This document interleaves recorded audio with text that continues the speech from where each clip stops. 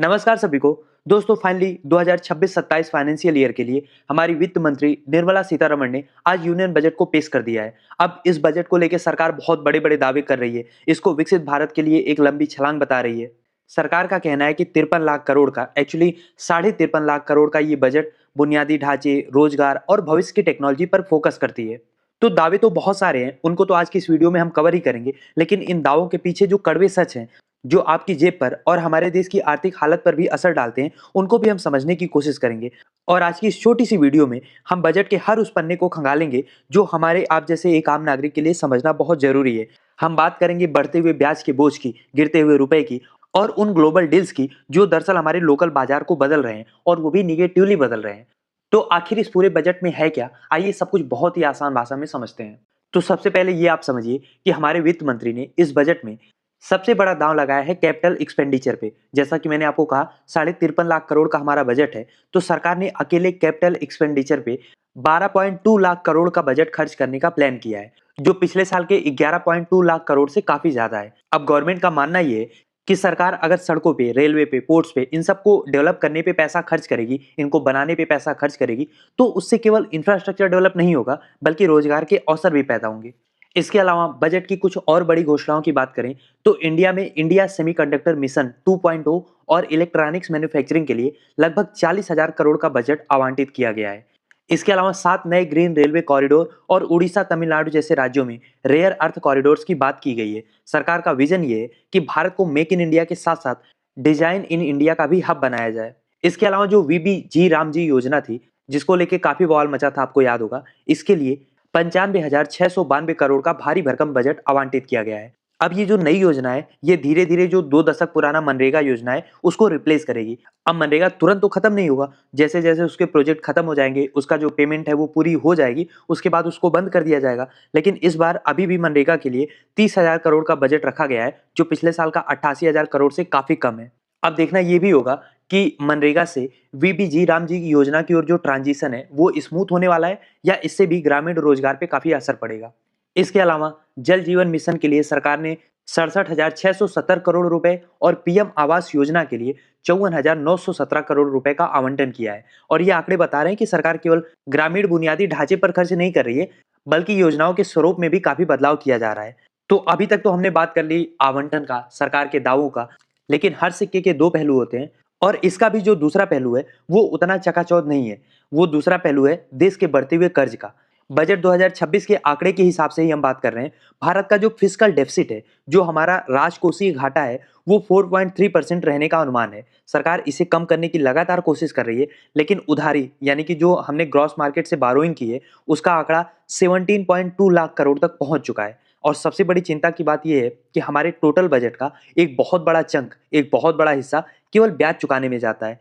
और चाहे आप बजट का विश्लेषण करिए या बजट से 2 दिन पहले जो इकोनॉमिक सर्वे आया था उसकी बात करिए, ये सब बता रहा है कि हमारे नेट टैक्स रिसीट का लगभग 40 से 42% हिस्सा केवल पुराने कर्जों का ब्याज चुकाने में जाता है। मतलब कर चुकाने में नहीं, केवल ब्याज देने में जो भी हम टोटल टैक्स कलेक्ट करते हैं उसका 40 से 42% खर्च हो जाता है। और अगर हम इसको आंकड़ों में बात करें तो ये करीब 14 से 15 लाख करोड़ रुपए के आसपास जाता है। और ऐसी स्थिति किसी भी अर्थव्यवस्था के लिए अलार्मिंग होती है, क्योंकि जब आपका इतना पैसा केवल ब्याज में जाएगा तो फिर शिक्षा, स्वास्थ्य, रिसर्च के लिए फंड कहां से बचेगा। अब सरकार का तो टारगेट है कि 2031 तक जो हमारा डेट टू जीडीपी रेशियो है उसको 50% के आसपास लाया जाए। लेकिन मौजूदा में जो उधारी की रफ्तार है, जो हम कैपिटल एक्सपेंडिचर के लिए भी बारोइंग कर रहे हैं, जो अभी 17.2 लाख करोड़ के आसपास है, उसके हिसाब से तो ये रेशियो बना पाना मुश्किल होगा। अगर हम वर्तमान स्थिति की बात करें तो वर्तमान में डेट टू जीडीपी का रेशियो 56.1% है। यानी कि अगर 100 रुपए हमारी जीडीपी है तो 56 रुपए उसमें से हमारा उधार चुकाने में जा रहा है। तो आप समझ सकते हैं कि स्थिति कितना ज्यादा अलार्मिंग है।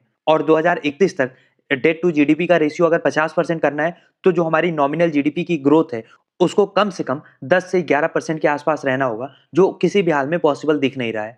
अब सरकार का दावा यह है कि भारत $4 ट्रिलियन की इकोनॉमी बन चुका है, चौथी, तीसरी, पता नहीं हम कौन सी अर्थव्यवस्था है। लेकिन जब आप रियल ग्रोथ को डॉलर के चश्मे से देखेंगे ना, तो आपको तस्वीर उतनी ब्राइट दिखेगी नहीं। 1 फरवरी को जिस दिन ये बजट पेश किया जा रहा है, डॉलर के मुकाबले रुपया पता है कितना है? 91.7 के करीब ट्रेड कर रहा है और हम देख रहे हैं कि पिछले 1 साल से या उससे पहले से भी रुपए में लगातार गिरावट आ रही है। यहाँ पे आपको ये समझने की ज़रूरत है कि भले ही हमारी जीडीपी ग्रोथ को 7.2% कहा जा रहा है, लेकिन उसी दौरान रुपया डॉलर के मुकाबले 8% कमज़ोर हो चुका है। तो आप कुछ इसे ऐसे समझो कि आपको मैं ये कह रहा हूँ कि आपकी किसी दुकान से, आपके किसी शॉप से आपको 7.2% का फ़ायदा हो रहा है, लेकिन एट द सेम टाइम चाहे आपके कुछ प्रोडक्ट एक्सपायर हो रहे हैं, चाहे कुछ नुकसान की वजह से अगर आपका 8% का नुकसान हो रहा है, तो ओवरऑल आपको प्रॉफिट कितना होगा?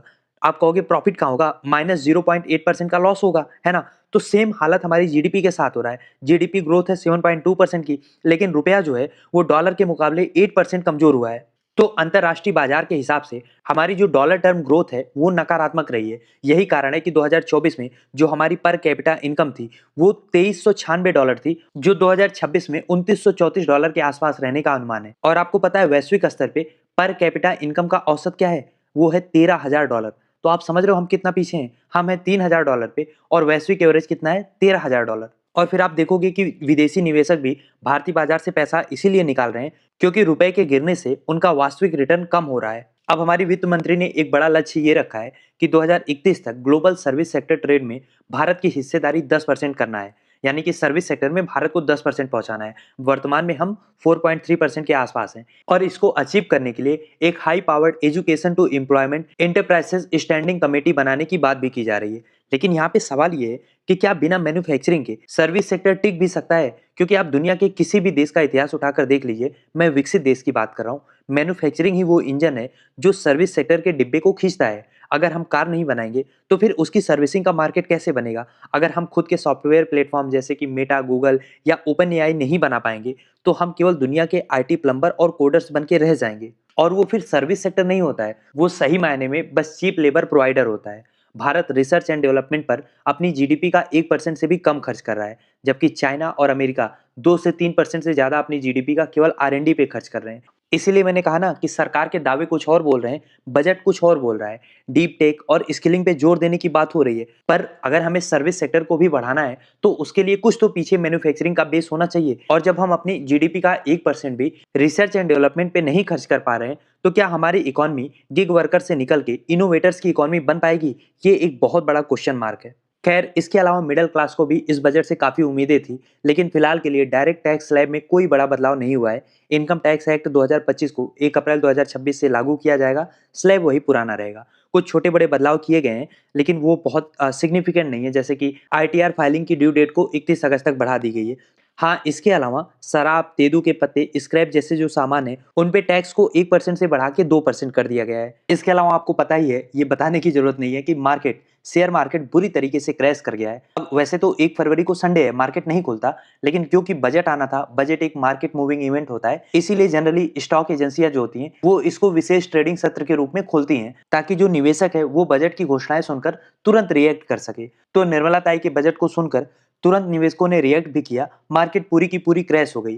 क्यों? क्योंकि इस बजट में जो एसटीटी है, सिक्योरिटीज ट्रांजैक्शन टैक्स, उसको फ्यूचर्स पर 0.02% से बढ़ा के 0.05% और ऑप्शंस पर 0.15% कर दिया गया है। और इस टैक्स हाइक से ट्रेडर्स ना केवल नाराज हुए हैं, बल्कि सेंसेक्स लगभग 1843 पॉइंट गिरकर बंद हुआ है। तो आप समझ सकते हैं कि हमारी निर्मला ताई का क्या खौफ है बाजार में। लेकिन इस खौफ से हटके एक शिकायत ये भी रहती है कि हमारे यशस्वी प्रधानमंत्री जी 2047 से नीचे तो कोई बात करते नहीं है, तो उनको नहीं कुछ कह सकते, लेकिन कम से कम वित्त मंत्री को जो पिछले साल का बजट था उसमें क्या आपने काम किया, उसकी भी रिपोर्ट कार्ड अगर आप सामने रख देती तो ज्यादा बेहतर होता। ये बस आने वाले समय के लिए बड़े बड़े वादे करके निकल लेना अच्छी बात नहीं है। अकाउंटेबिलिटी तब होती है जब आपने पिछले बजट को जो अलॉट किया था उसमें कितना खर्च किया, कहाँ पे कितना काम हुआ, ये सब भी बताते तो ज्यादा बेहतर होता। अब पीआईबी के आंकड़े मैं आपको बता रहा हूँ, दिसंबर 2025 तक जो पिछली बार बजट इन्होंने अलॉट किया था उसका लगभग केवल 66% अभी तक ये खर्च कर पाए हैं। कई मंत्रालयों, खासतौर पे शिक्षा और स्वास्थ्य में आवंटित किया गया पैसा पूरी तरीके से खर्च नहीं हो पाता है और वापस उसको सरेंडर करना पड़ता है। तो बजट में जो कमियां हैं, उसके सामने जो चैलेंजेस हैं, उसको आप छोड़ भी दीजिए। बजट को सरकार मोदी जी ऐतिहासिक बता रहे हैं, उसके लिए तालियां पीट रहे हैं, लेकिन आप ये सोचो अगर ग्राउंड तक वो पैसा पहुंच ही नहीं रहा है, 66% पैसा खर्चा हो रहा है, 34% से ज्यादा पैसा जब सरेंडर हो जा रहा है, जब पैसा जमीन तक पहुंच ही नहीं रहा है, तो फिर विकसित भारत क्या हवा में बनेगा? कागज पे आप बजट बना के ला रहे हो, लेकिन सिस्टम में वो स्पेंडिंग कैपेसिटी कहाँ से लाओगे जो इस पैसे को सही समय पे सही जगह खर्च कर सके?